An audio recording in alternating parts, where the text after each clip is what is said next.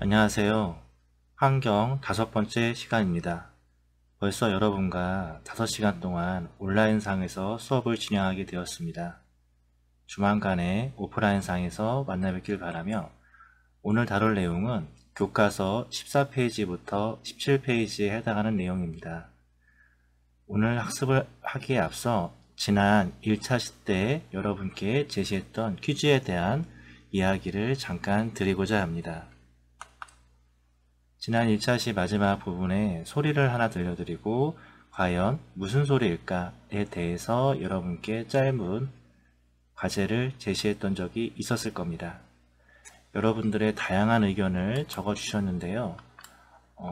여러분들이 먼저 주신 의견을 한번 살펴보면 아마도 대부분 학생들이 동물로 치면 소라고 많이 적어 주셨던 것 같아요. 대부분 친구들이 소였고 일부 친구들이 코끼리 이렇게 얘기한 친구도 있고요. 북극곰, 혹시 북극곰이 우는 소리를 들어본 친구가 있는지 모르겠네요.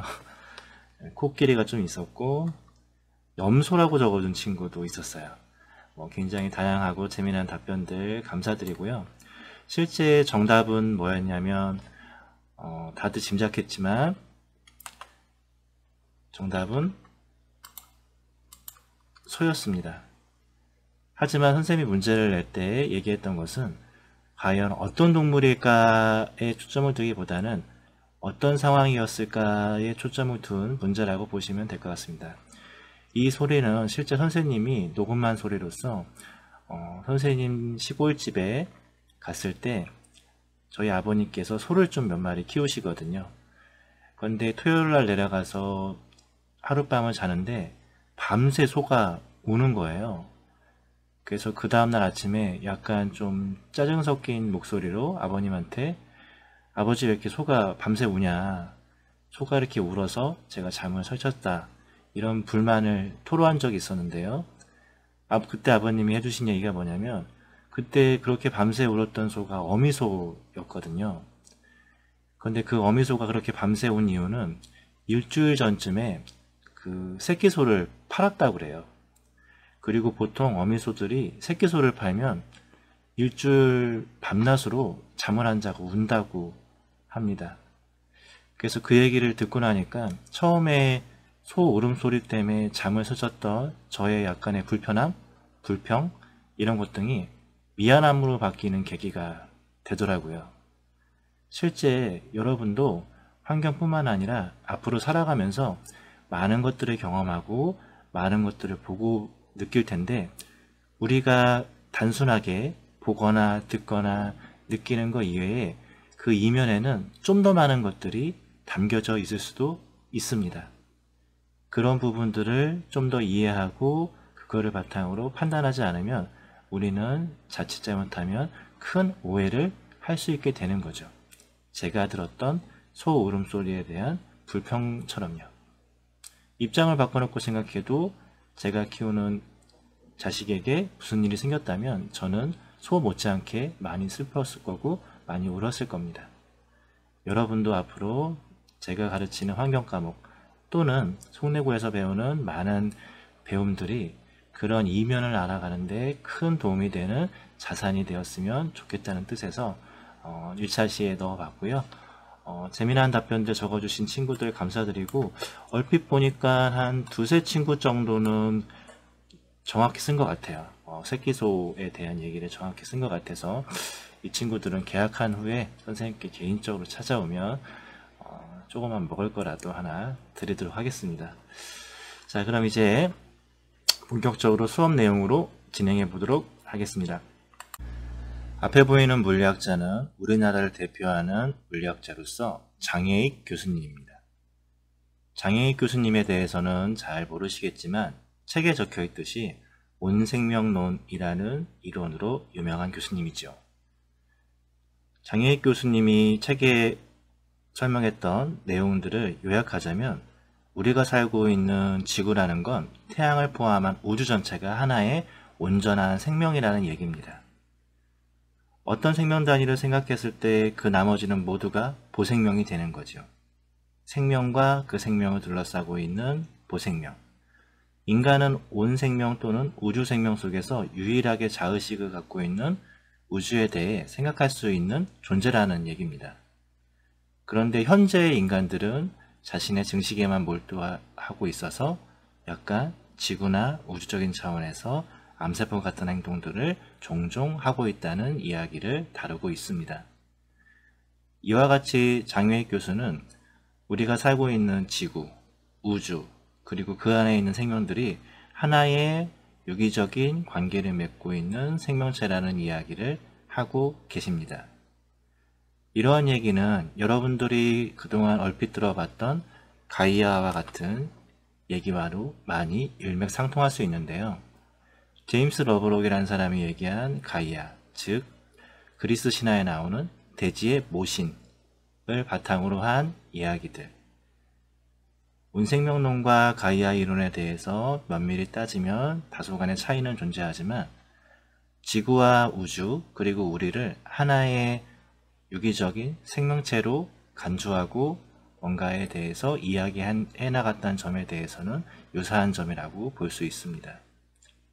그래서 이 장에서는 자연과 환경에 대한 다양한 관점에 대해서 여러분들이 그동안 갖고 있었던 그런 관점들을 좀 더 다양하고 폭넓게 확대하고 이해할 수 있는 이야기들을 조금 다루어 소개하고자 합니다.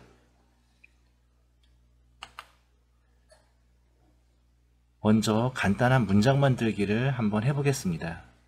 이 문장 만들기는 이번 시간 과제 질문으로 제시될 거니까요. 지금 꼭 응답하지 않으셔도 됩니다. 예를 들면 자연은 나의 땡땡땡이다. 왜냐하면 땡땡땡이기 때문이다. 많이 해봤던 문장 만들기죠. 앞문장의 자연은 나의 땡땡땡이다는 옆에 주어진 동그라미 속 단어들을 활용해서 적어주시면 되고요. 두 번째 나오는 왜냐하면 땡땡땡이기 때문이다 라에 대해서는 여러분들이 갖고 있는 생각을 자유롭게 표현해 주시면 되겠습니다. 예를 들면 선생님한테는 자연은 나의 친구이다. 왜냐하면 함께 가는 벗이기 때문이다. 뭐 이런 얘기를 할 수도 있겠죠. 자, 그러면 간단한 문장 만들기를 여러분들이 해봤다면 그 밑에 있는 배움 열기에 대해서 한번 살펴보도록 하겠습니다. 배움 열기에서는 두 가지의 사진을 제시하면서 인간과 생물들에 대한 생각은 어떻게 달라졌을까? 라는 질문을 던지고 있습니다. 실제 하나의 사진은 2014년 생물다양성 협약 당사국 총회 의회 포스터고요. 또 하나는 약 2000년 전에 그려진 그림으로서 우주가 돌과 같은 무생물에서 식물, 동물, 사람, 천사들을 거쳐 최종적으로 신에 이른다는 약간 수직적인 생각을 닮은 존재의 사슬이라는 그림입니다. 이 그림이 주는 느낌도 다르고요. 그림이 제시하는 시기도 상당히 다릅니다. 이런 두 가지의 이미지를 통해서 우리는 인간과 생물들에 대한 생각 등이 어떻게 달라졌나, 그리고 그런 것들은 어떤 차이가 있는지에 대해서 다소간의 생각을 열어보는 과정을 거쳐보도록 하겠습니다.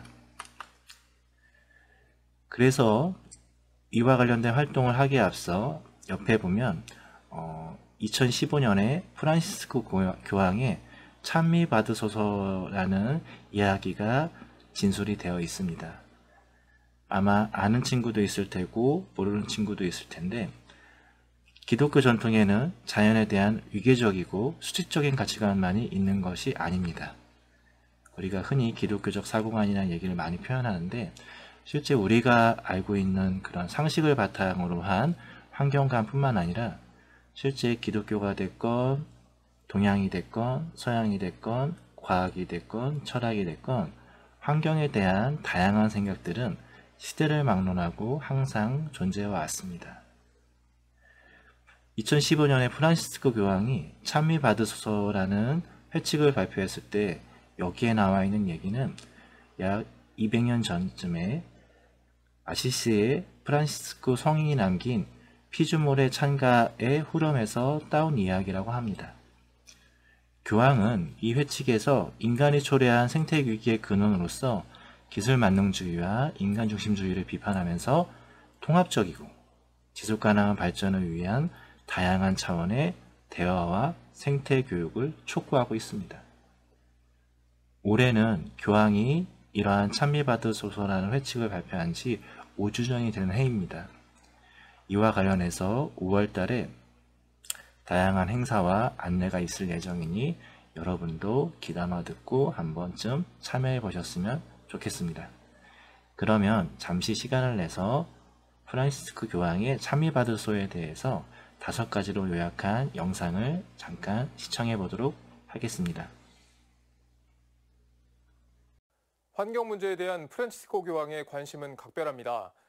2015년 6월에 발표한 회칙 찬미받으소서는 환경 문제로 인한 사회적 위기를 경고하고 해결 방안까지 제시하는데요.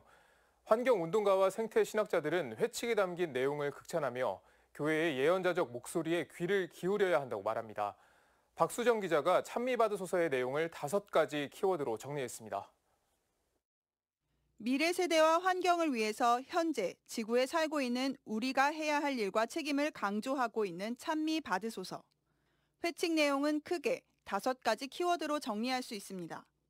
첫 번째 키워드인 아시시의 성 프란치스코. 찬미받으소서는 프란치스코 성인을 빼놓고 이야기할 수 없습니다. 회칙 이름 찬미받으소서도 프란치스코 성인이 지은 하느님께 드리는 찬가, 태양의 찬가 후령부에서 나온 겁니다. 프란치스코 교황은 2013년 교황 선출 당시 교황 이름을 프란치스코로 정하며 성인의 삶과 영성을 자신의 길잡이로 삼았습니다.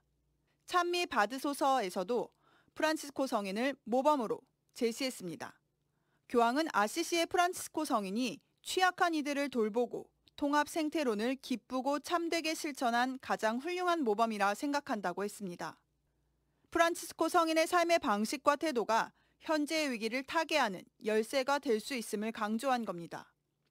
두 번째 키워드는 회칙입니다. 회칙은 교황이 사목적 차원에서 발표하는 여러 문헌 가운데 가장 중요한 위치에 있습니다. 회칙은 교황 개인의 가르침이라기보다 성경 말씀을 비롯해 교부와 성인, 역대 교황의 가르침은 물론 교회 전통과 교리 등을 풍요롭게 담고 있는 공동지성의 산물입니다. 세상과 교회를 향해 열린 자세로 폭넓게 대화를 시도해온 교황은 찬미받으소서에서 지역교회는 물론 철학자와 신학자, 이웃 종교 지도자의 경험과 지혜를 빌리는 데 주저하지 않았습니다. 이는 환경과 생태 문제가 가톨릭 교회만의 문제가 아니라 모든 이들이 관심을 가지고 해결해야 할 문제임을 보여줍니다. 세 번째 키워드는 공동의 집. 공동의 집은 지구를 뜻합니다. 교황은 지구를 공동의 집이라고 표현하면서 지구가 인간만의 공간이 아니라 모든 피조물의 땅임을 강조하고 있습니다. 또 공동의 집에 사는 인간과 자연이 모두 연결된 존재라는 것을 반복해서 언급하고 있습니다. 이는 생태 문제를 환경 차원에서뿐만 아니라 경제적, 사회적 시각에서 함께 통찰하는 통합 생태론으로 이어집니다. 환경 위기와 사회 위기가 별개의 위기가 아니라 사회적인 동시에 환경적인 하나의 복합적인 위기라는 게 교황의 분석입니다. 네 번째 키워드는 부르짖음입니다. 프란치스코 교황은 어려운 신학 용어와 교회 전문 용어 대신 일상의 어법과 감성적인 비유를 자주 사용해왔습니다. 교황 문헌이라고 해서 예외는 아닙니다. 교황은 현재의 위기를 두고 지금 누이가 울부짖고 있다면서 환경 위기를 지구의 부르짖음으로, 사회 위기를 가난한 이들의 부르짖음으로 표현했습니다. 그러면서 지구의 부르짖음으로는 쓰레기 문제, 온난화와 기후변화, 수질 오염과 물 부족, 생물 멸종과 산림 훼손 등을 지적했습니다. 가난한 이들의 부르짖음은 환경 오염과 훼손으로 인한 삶의 질 저하, 불평등의 심화 등을 경고했습니다. 마지막 5번째 키워드는 새로운 생활 양식입니다. 교황은 문제 해결을 위해 인류가 자연과 더불어 살아가는 존재임을 인식하고 새로운 생활 양식을 통해 변화돼야 한다고 강조합니다. 특히 환경에 대한 책임 교육을 강조했습니다. 교육을 통해 작은 일상적 행동이 얼마나 고결한 일인지를 일깨워야 한다고 조언합니다. 플라스틱과 고무 사용 줄이기, 물 아끼기, 쓰레기 분리수거하기, 먹을 만큼만 요리하기와 같은 일상 속 환경 실천이 뒷받침돼야 한다고 했습니다. 특별히 신자들에겐 생태적 회개를 제안합니다. 생태적 회개는 우리의 행동과 무관심으로 자연에 끼친 피해를 깨닫는 일입니다. 교황은 그리스도인 공동체가 이런 깨달음을 통해 하느님이 창조하신 세상 만물을 사랑과 감사, 절제와 겸손의 마음으로 돌보기를 촉구했습니다. CPBC 박수정입니다. 교황의 찬미 받으소서에 대한 내용에 대해서 잘 시청하셨나요? 물론 교황이 제시하고 있는 이러한 얘기도 우리가 오늘 짧게 다루게 될 인간이 자연을 바라보는 4가지 관점 중에 일부일 수 있습니다. 하지만 실제 우리가 지속가능한 사회를 이루기 위해서 또는 우리의 미래를 위해서 어떠한 관점과 생각을 갖고 앞으로 삶을 살아가야 되는가에 대해서 성인의 한 사람으로서 제시하고 있는 내용이라고 볼 수도 있는 것이지요. 그러한 의미에서 생각해 보기에 1번, 2번 질문에 대해서는 각자 생각해 보시고요.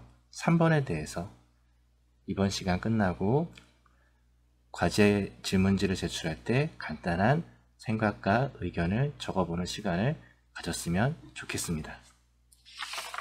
그럼 본격적으로 교과서 16페이지, 17페이지에 나와 있는 4가지 관점에 대한 소개를 끝으로 이번 차시를 마쳐보도록 하겠습니다. 그 첫 번째 관점은 인간은 자연의 일부이며 자연과의 조화를 이루어야 된다는 관점입니다. 일명 조화론이라고 불리고요. 친구, 가족 그런 키워드죠. 이와 관련해서 유명한 것이 시애틀 주장의 편지입니다. 1854년 미국의 피어슨 대통령한테 보낸 인디안 주장의 편지죠. 인디안들이 점유했던 땅들을 미국인들이 차지하면서 많은 전쟁과 피해가 있었습니다. 이와 관련해서 시애틀 주장은 피어슨 대통령에게 한 통의 편지를 씀으로써 자신들이 그동안 사랑했던 자연, 대지, 동식물들을 우리가 비록 이 자리에서 떠나더라도 아끼고 보살펴달라는 내용의 편지글을 쓰게 됩니다. 이러한 시애틀 주장의 편지는 우리는 모두 형제다 라는 표현으로 요약할 수 있고요. 여러분들이 잘 알고 계신 시애틀이라는 도시도 이 주장의 이름에서 따온 이름입니다. 우리나라에서도 그런 움직임들이 있었는데요. 예를 들면 동학의 만물이 만물을 먹여 살린다. 인도로 치면 만물이 만물을 서로 비춘다 라는 인드라망 사상과도 비슷한 관점을 보여줍니다.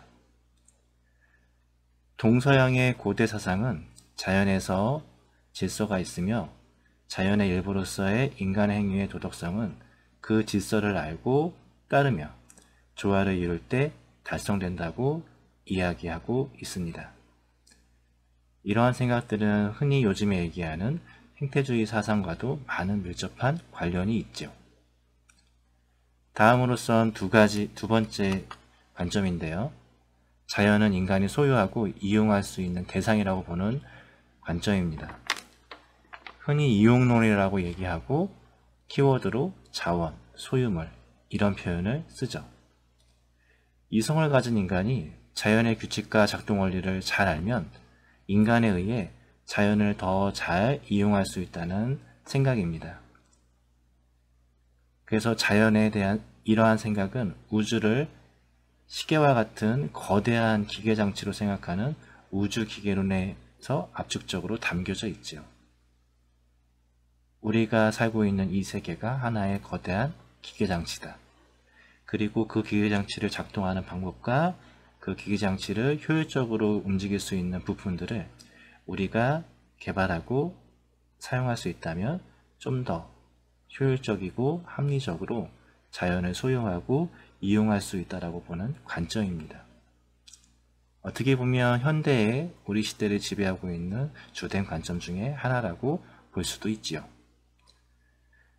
세 번째 관점은 자연은 악하며 인간은 자연을 다스리고 지배해야 된다고 보는 관점입니다. 흔히 키워드로 표현하면 적, 장애물 이런 키워드로 표현할 수 있죠. 예를 들면 우리가 지금까지 역사적으로 발전하면서 그러한 관점들을 은연중에 드러낸 표현들이 종종 있었습니다. 교과서에서도 제시하고 있지만 철연임 같은 표현이죠. 산을 정복했다거나 천연임을 개발했다는 표현에서 알 수 있듯이 자연은 정복이나 지배의 대상이 되곤 했습니다. 천연임은 사람들의 손이 닿지 않는 원시림이라는 의미를 사용되는데요. 이는 인간 우월주의와 성차별적 사고가 합쳐진 것입니다. 다른 생물에 대한 차별은 성, 피부색, 종교에 따라 인간에 대한 차별을 정당화하는 결과로 확대될 위험도 존재합니다. 네 번째의 관점은 자연은 신성하고 인간은 자연을 경외해야 된다고 보는 관점입니다. 주요로 신화 속이나 우리나라로 치면 토테미즘, 샤머니즘 같은 곳에 많이 드러나 있는 관점이죠. 대부분의 신화나 설화 속의 자연은 소원을 비는 대상이거나 인간이 의지하는 신적인 우월성을 갖고 있습니다. 그 속에서 자연은 인간이 알 수도 없고 범접할 수도 없는 초월적인 힘을 갖고 있지요. 원인은 흔히 홍수, 화산, 해일 등을 경험하면서 인간에게 자연은 두려움과 숭배의 대상이 되기도 했고요. 많은 예술가들은 자연을 통해 신성성을 표현하기도 했습니다. 이와 같이 자연을 신과 같은 존재로 생각하는 관점을 경애론이라고 표현하는데요. 이것도 자연과 인간의 갖는 관점 중에 하나입니다. 이러한 네 가지 관점에 대해서 지금까지 짧게 살펴보았는데 여러분들이 어떠한 자연과 환경에 대한 관점을 갖는지에 대해선 여러분들의 몫입니다. 하지만 프란시스 교황이 찬미받으소서에서 제시하고 있는 그러한 지향점들, 그리고 실제 최근에 우리가 코로나 문제라든지 기후변화 문제, 미세먼지 문제와 같이 좀 더 복잡하고 해결하기 힘든 환경 문제를 경험하면서 가져야 되는 새로운 생각들의 지향점은 어떤 관점을 기반으로 둬야 될지에 대해서는 방향성과 지향점이 분명한 것 같습니다. 그러면 마지막으로 우리가 이런 자연과 환경에 대해서 다양한 관계 맺음을 한다는 차원에서 간단한 활동으로 마무리해 보도록 하겠습니다. 인디안 이름 만들기라는 활동인데요. 앞에 적혀 있는 날카로운 하늘의 그늘, 선생님의 인디안 이름입니다.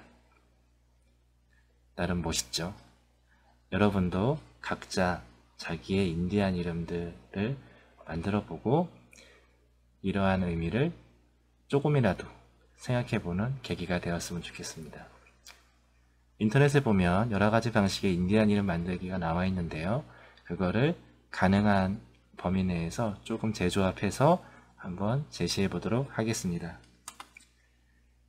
앞에 보이는 것처럼 핸드폰 맨 뒷자리, 그리고 자신의 생년월일을 조합해서 여러분만의 인디안 이름을 만들어 보시면 좋을 것 같고요.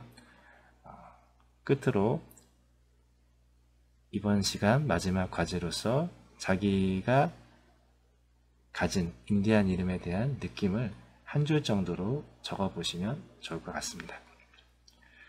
그럼 이번 시간에 대한 수업은 여기까지 마치겠고요.